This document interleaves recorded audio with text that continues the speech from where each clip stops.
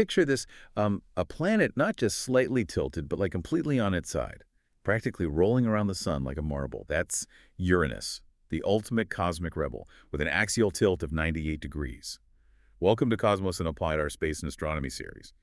So why is Uranus tilted on its side? It's the billion-dollar question that's puzzled astronomers for centuries. And today we're going to dive into this cosmic mystery and explore the mind-boggling consequences of this tilt. From extreme seasons to its wild weather and its wonky magnetic field, let's dive in.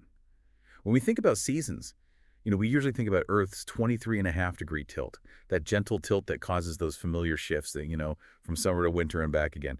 But on Uranus, things are dramatically different. Can you imagine a season lasting for 42 years? It's almost impossible to grasp, isn't it? Uranus's 98-degree tilt means that each pole experiences 42 years of continuous sunlight, followed by 42 years of complete darkness. Talk about extreme. That's longer than most people's entire lifetimes. What kind of impact does that have on the planet's weather? Well, imagine a planet where one side is bathed in sunlight for decades, while the other is shrouded in darkness. That creates an incredible temperature differential, right? Leading to some truly bizarre atmospheric circulation patterns. So forget about the jet streams and predictable weather bands we see on Earth. Exactly. Uranus's weather is far more chaotic and unpredictable. Think complex asymmetrical weather systems, driven by these extreme long-term temperature differences.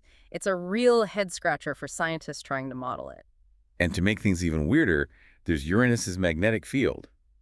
The research I've been looking at describes it as a bit of a mess. That's putting it mildly.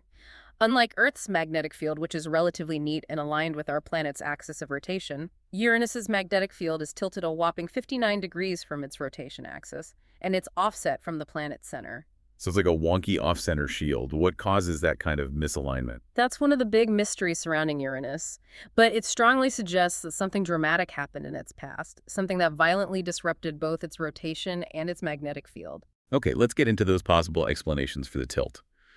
The first one is pretty dramatic, the giant impact hypothesis. Yes, this theory suggests that early in Uranus's formation, it was slammed by a massive object, perhaps a protoplanet or some other large celestial body. The sheer force of this impact would have been enough to knock Uranus onto its side. It's like a cosmic billiards game gone wrong. But if that's the case, what happened to the impactor? And how did Uranus's moons and rings survive such a catastrophic event? Those are the biggest challenges to this theory. If there was a giant impact, we'd expect to see some remnants of the impactor, or at least evidence of the massive debris it would created. And it's also surprising that Uranus's moons and rings seem relatively intact after such a violent encounter. So it's a compelling theory, but with some missing pieces. That brings us to the next explanation: multiple smaller impacts. This theory proposes that instead of one massive collision, Uranus was bombarded by several smaller objects over time, and these impacts could have gradually shifted its axis, like nudging a spinning top off balance. This scenario makes sense in terms of the survival of the moons and rings, as the impacts wouldn't have been as devastating as a single large one. Exactly. It's Yeah. a more gradual process, maybe taking place over millions of years, but still potentially accounting for the significant tilt we see today. And then there's the possibility of gravitational interactions, right? No need for any dramatic impacts at all. Right. This theory suggests that interactions with other giant planets during the early solar system, maybe Jupiter or Saturn, could have destabilized Uranus's rotation over time. Imagine a gravitational tug-of-war between these massive planets, slowly pulling Uranus off its axis. So no need for any cosmic billiards, just the subtle but powerful forces of gravity at play. But could that really cause such a dramatic tilt? It's certainly possible. The early solar system was a chaotic place with planets migrating and jostling for position. These gravitational perturbations could gradually nudge Uranus's axis over millions of years. It's mind-boggling to think that those gravitational dances could have shaped our solar system as we know it. Absolutely. And it highlights the interconnectedness of everything in space. Even the smallest nudge can have huge consequences over cosmic timescales. Now, last theory is a bit more abstract: formation instabilities. This idea suggests that Uranus might have actually formed with its unusual tilt, due to instabilities in the protoplanetary disk from which it emerged. Picture it like a cosmic whirlpool with swirling gas and dust. If there were significant gravitational fluctuations or turbulence within that disk, It could have influenced the way Uranus accreted material and ultimately shaped its rotation. So it wasn't knocked over, it was practically born this way. Yeah. It's like a cosmic birthmark. It's a good analogy. It's a challenging concept to visualize, but it's a possibility we can't rule out. So we have these four fascinating theories, each with its strengths and weaknesses. What does all this mean for Uranus's moons and rings, which seem to be happily orbiting along with the planet's tilted equatorial plane? Well, the most likely explanation is that these celestial bodies either formed after the tilting event, whatever it may have been, or they were captured and realigned over time due to Uranus's gravity. So they adjusted to the new normal, so to speak. Exactly. It's a testament to the power of gravity and the dynamic nature of planetary systems. We can't talk about Uranus without mentioning Voyager 2, our only close-up look at this enigmatic ice giant. Voyager 2's flyby in 1986 was a landmark event. It gave us our first detailed images of Uranus, its rings, and its moons, and it provided a wealth of data that scientists are still analyzing today. And even though Voyager 2 is long gone, we're still learning about Uranus. From observations by Hubble and ground-based telescopes? Absolutely. We're seeing weather patterns, seasonal changes, and even auroras on Uranus. And with the James Webb Space Telescope, we can now peer deep into Uranus's atmosphere and study its composition and temperature structure in unprecedented detail. It's amazing how technology is allowing us to study a planet billions of miles away as if it were right next door. But there are still so many mysteries surrounding Uranus, especially about its interior. What do we know about what lies beneath those icy clouds? Well, Uranus is classified as an ice giant, which means it's composed mainly of elements heavier than hydrogen and helium, like water, ammonia, and methane. But these elements aren't in a frozen state like we see on Earth. They exist in a supercritical fluid state, under the extreme pressures and temperatures found inside Uranus. So it's not just a giant ice cube floating in space. Not at all. It's a dynamic, churning environment with complex layers, and the way these layers interact and the distribution of mass within the planet could be related to Uranus's ability to maintain its tilted orientation for billions of years. So the internal structure might actually hold clues to the tilt itself. It's certainly a possibility. The tilt could have influenced the internal dynamics of the planet, or the internal structure could have predisposed Uranus to being tilted in the first place. That's fascinating. I never considered that before. And then there's the mystery of why Uranus emits so little heat compared to other giant planets. Is that unusual? It is, and it's a puzzle that has baffled scientists for decades. We know that giant planets generate internal heat through gravitational contraction and the decay of radioactive elements, but Uranus seems to be radiating far less heat than expected. Could it be that the tilt somehow disrupted the planet's internal heat flow? That's one of the leading theories. A massive impact or gravitational interactions could have disrupted the convection patterns within the planet, leading to less heat being transported to the surface. That makes me wonder what else could be going on deep inside Uranus that we just haven't been able to observe yet. There's still so much we don't know. For example, what's the exact composition of Uranus's core? How does the internal heat flow influence its atmospheric dynamics? And how does the tilt affect its interactions with the solar wind? These are all questions that we hope to answer with future missions. Speaking of future missions, there's been a lot of buzz about sending a dedicated spacecraft to Uranus. What can you tell us about that? Both NASA and the European Space Agency, ESA, have proposed flagship missions to Uranus. These missions would involve sending an orbiter to study the planet in detail, and potentially even a probe to descend into its atmosphere. Wow, that would be incredible. What kind of data could we gather with these missions? An orbiter could map Uranus's magnetic field in unprecedented detail, study its atmospheric composition and dynamics, and even peer beneath the clouds to learn more about its internal structure using radar. And a probe, if we're lucky enough to send one, could directly sample the atmosphere and potentially even reach the deeper layers of the planet. That would revolutionize our understanding of Uranus. We could finally answer some of those nagging questions about its heat balance, the composition of its interior, and the origins of its magnetic field. Exactly. And we could get a much clearer picture of the planet's rings and moons, which are fascinating in their own right. It's amazing to think that we could be on the verge of a new era of Uranus exploration. It's an exciting time to be studying this enigmatic ice giant. Well, on that note, let's take a break and come back to explore some more of the mysteries surrounding Uranus. It's incredible to think about how much our understanding of Uranus has evolved, from being a faint point of light in the night sky to this complex world with its own story to tell. It really is. The more we learn about it, the more intriguing it becomes, especially when you consider that Uranus's tilt might be the key to unlocking some of its biggest secrets. Exactly. Like, for example, we talked about the planet's surprisingly low heat emission. The leading theory suggests that the tilt might have disrupted the internal heat flow, essentially changing how the planet's engine Oh, works. that's a fantastic way to put it. So instead of heat efficiently circulating from the core to the surface, something's blocking it. That's the idea. Think of it this way. The interior of Uranus is like this giant pot of supercritical fluid constantly churning and mixing. Heat is generated in the core and transported outwards through convection. But if the tilt somehow disrupted these convection currents, whether through a massive impact or gravitational jostling, it could explain why so little heat is reaching the surface. It's like the tilt threw a wrench into the planet's internal machinery. But could this also have something to do with that strange magnetic field we were talking about? That's a great question, and one that scientists are actively investigating. We know that planetary magnetic fields are generated by the movement of electrically conductive fluids in a planet's interior. But Uranus's magnetic field, with its tilt and offset from the planet's center, is unlike anything we've seen before. So could it be that the same event that caused the tilt also kind of messed up the magnetic field? It's certainly a possibility. Imagine if a massive impact disrupted not only the planet's rotation, but also the flow of these conductive fluids deep inside. It could have created long-lasting changes in the magnetic field. So it's not just about a tilted axis. The impact could have had far-reaching consequences, affecting everything from the planet's internal heat flow to its magnetic field. Precisely. And that's why studying Uranus is so important.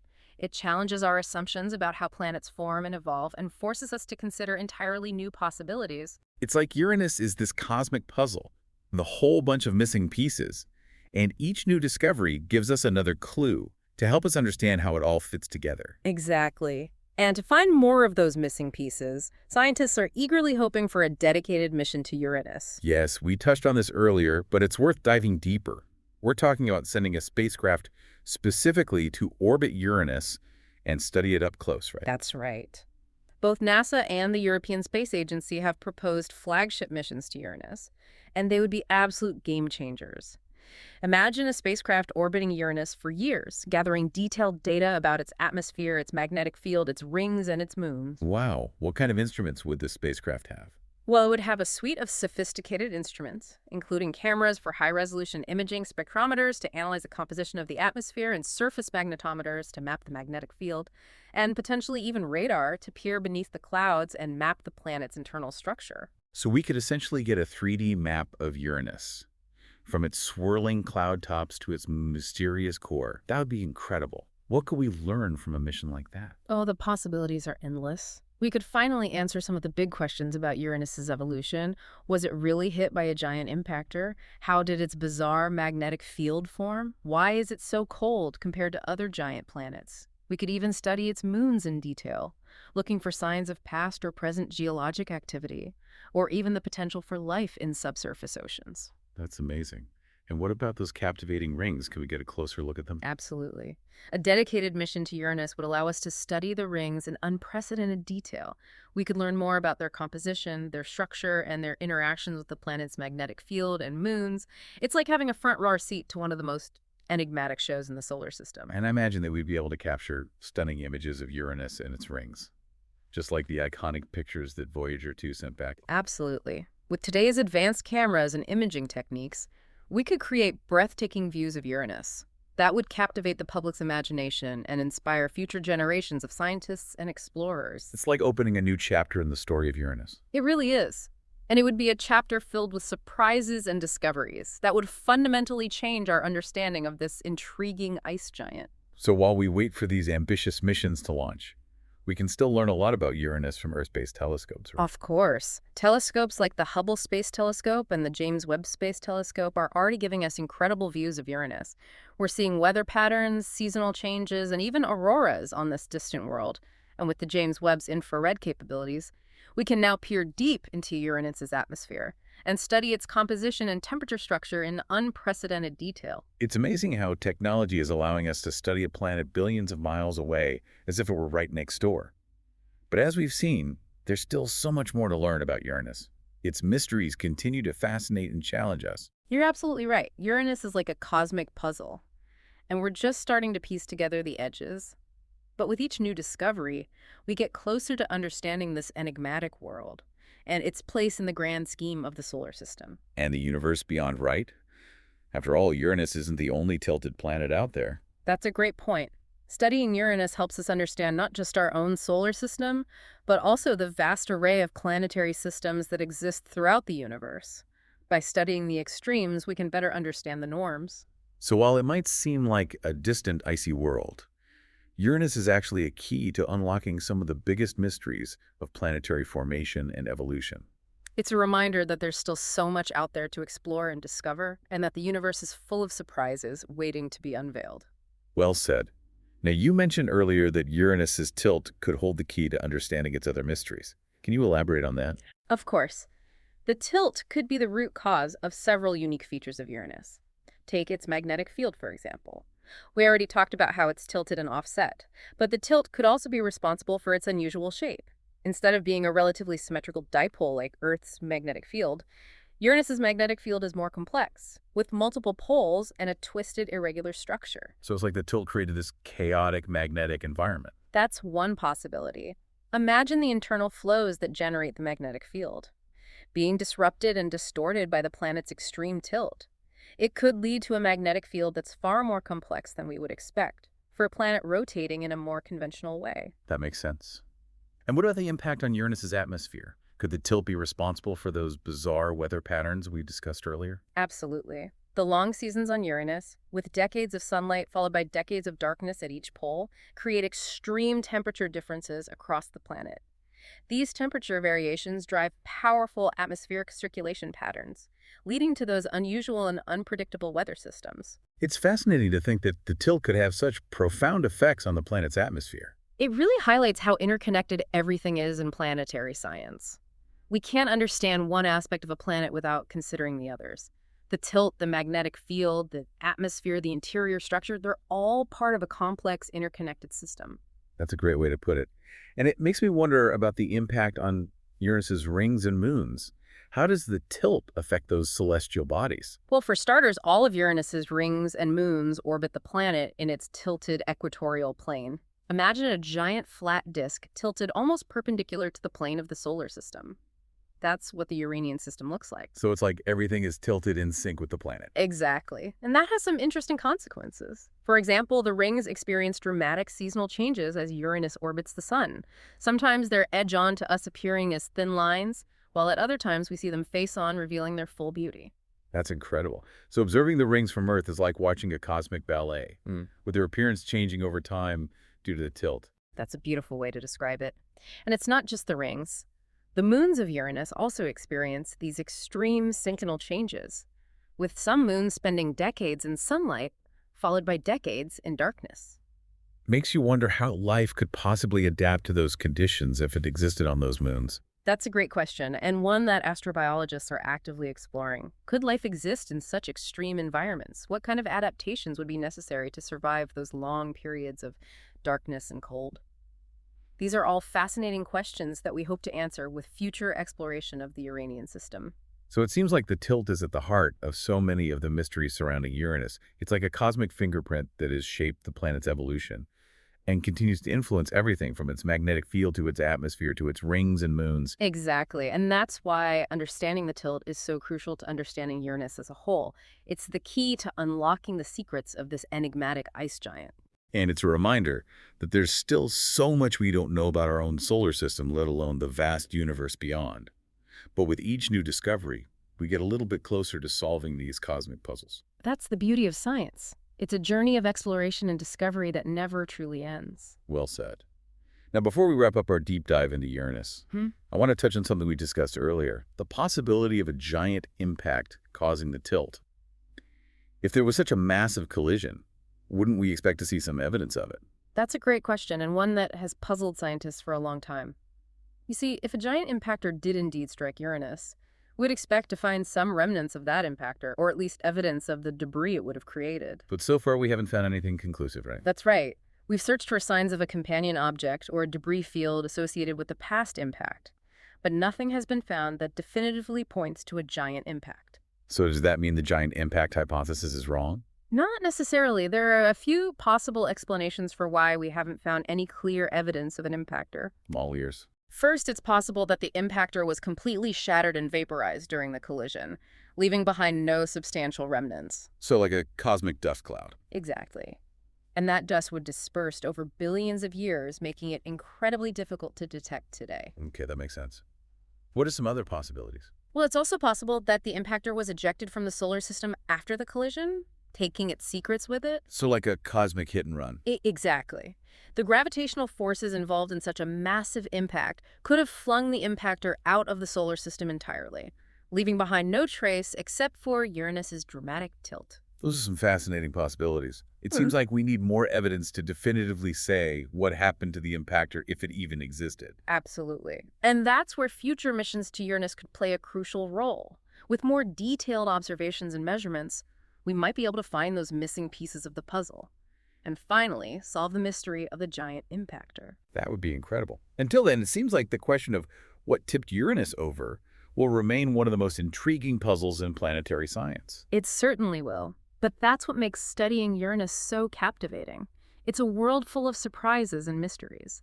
And each new discovery brings us closer to understanding the fascinating processes that shape planets and planetary systems throughout the cosmos. Well said. Now, before we wrap up our deep dive into Uranus, I want to touch on something we haven't discussed yet, the planet's internal heat source.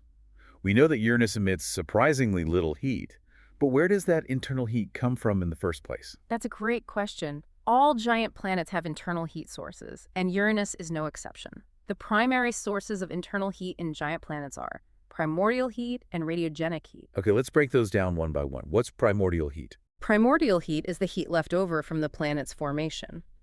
When a planet forms, it accretes material from the surrounding protoplanetary disk.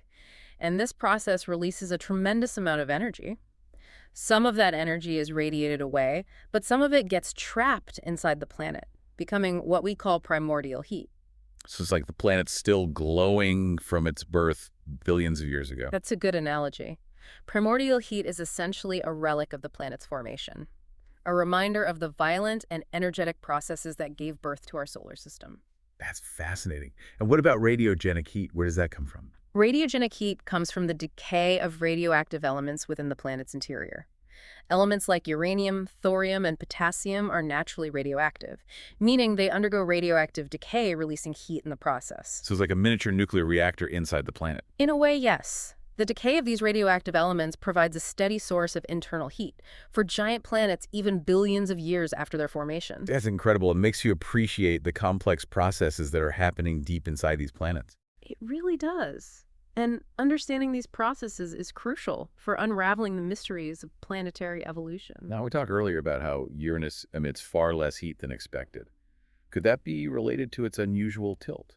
That's one of the leading theories. The tilt could have disrupted the planet's internal heat flow, preventing heat from efficiently reaching the surface. So it's like the tilt is acting as a sort of insulation, trapping heat inside the planet. That's a good way to think about it. Imagine the internal heat trying to rise to the surface, but being deflected or redirected by the planet's tilted internal structure. It's a possibility that we need more data to confirm, but it's certainly an intriguing idea.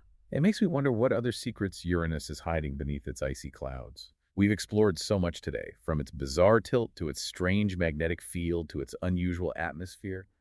But I feel like we've only scratched the surface. You're absolutely right. Uranus is a world of endless fascination, and there's still so much we don't know about it.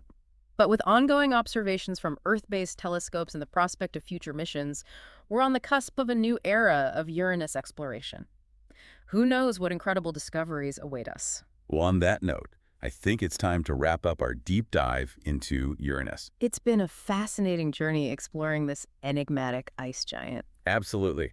But before we go, I want to remind our listeners that this is just the beginning of their exploration of Uranus. That's right. There's a wealth of information out there, from scientific articles to images to videos to even virtual tours of the planet. So we encourage everyone to keep learning, keep exploring, and keep wondering about the mysteries of Uranus. And be sure to join us next time on Cosmos in a Pod for another deep dive into the fascinating world of space and astronomy. Until then, keep looking up. Thinking about all the things we've discussed about Uranus, it really drives home the point that we should never underestimate the power of a good tilt. It's true. We often think of planets as these neatly spinning spheres, but Uranus shows us that nature has a knack for throwing curveballs. Literally. Yeah. It's a good reminder that our solar system is full of surprises, and that the universe is far more creative than we could ever imagine. Speaking of surprises, let's circle back to those proposed missions to Uranus that we touched on earlier. I'm really eager to hear more about what we could learn if we sent a dedicated spacecraft to this ice giant. Oh, it's exciting to think about, isn't it? Both NASA and the European Space Agency have outlined potential flagship missions to Uranus, and they would be absolute game changers for our understanding of this enigmatic world. So paint me a picture. What would these missions look like? Well, imagine a sophisticated spacecraft equipped with cutting-edge instruments embarking on a journey to Uranus. Once it arrives, it would settle into orbit around the planet, becoming our eyes and ears in this distant realm. So it's like having a permanent research station in orbit around Uranus. What kind of instruments are we talking about? Well, for starters, it would have high-resolution cameras that could capture stunning images of the planet, its rings and its moons. But it wouldn't stop there. It would also have spectrometers to analyze the composition of the atmosphere and surface magnetometers to map the magnetic field in detail, and potentially even radar to peer beneath the clouds and probe the internal structure. So we could essentially get a 3D view of Uranus from its swirling atmosphere down to its mysterious core. That would be groundbreaking. What kind of mysteries could we solve with that kind of data? Oh, the possibilities are endless. We could finally get some answers about how Uranus got its tilt, whether it was a giant impact, multiple smaller impacts, or something else entirely. We could study the intricate structure and composition of the rings, revealing their origins and evolution. And we could map the magnetic field in detail, uncovering the secrets of its bizarre tilt and offset. And let's not forget about those intriguing moons. What could we learn about them? The moons of Uranus are a fascinating bunch, and a dedicated mission would allow us to study them in unprecedented detail. We could map their surfaces, analyze their composition, and even search for evidence of subsurface oceans, which might hold the potential for life. It's incredible to think that we could be on the verge of answering some of these age-old questions about Uranus and its moons. It really is a thrilling prospect, Mm-hmm. and it highlights the importance of continuing to explore our solar system and beyond. There's still so much out there that we don't know, and each new discovery brings us closer to understanding our place in the cosmos. Well said. Now, while we wait for those ambitious missions to launch, what can we do here on Earth to learn more about Uranus? Even without a dedicated spacecraft at Uranus, we're still learning a great deal from Earth-based telescopes. The Hubble Space Telescope has given us incredible views of Uranus, and the James Webb Space Telescope is already providing even more detailed observations, especially in infrared light. So it's like having a powerful set of eyes peering into the depths of the Uranian system from billions of miles away. Exactly. And as telescope technology continues to advance, we can expect even more groundbreaking discoveries about Uranus in the years to come. It's exciting to think about all the mysteries that are still waiting to be unraveled. Well, I think we've covered a lot of ground today exploring the enigmatic world of Uranus, from its bizarre tilt to its strange magnetic field to its intriguing moons and rings. It's been a fascinating journey, and I hope our listeners have enjoyed it as much as we have. Absolutely. But before we sign off, I want to remind everyone that this is just the beginning of their exploration of Uranus. That's right. There's a wealth of information out there waiting to be discovered. We encourage everyone to check out Cosmos in a Pod's YouTube channel for more captivating content about the universe. And don't forget to subscribe and follow the show for more deep dives into space and astronomy. Until next time, clear skies.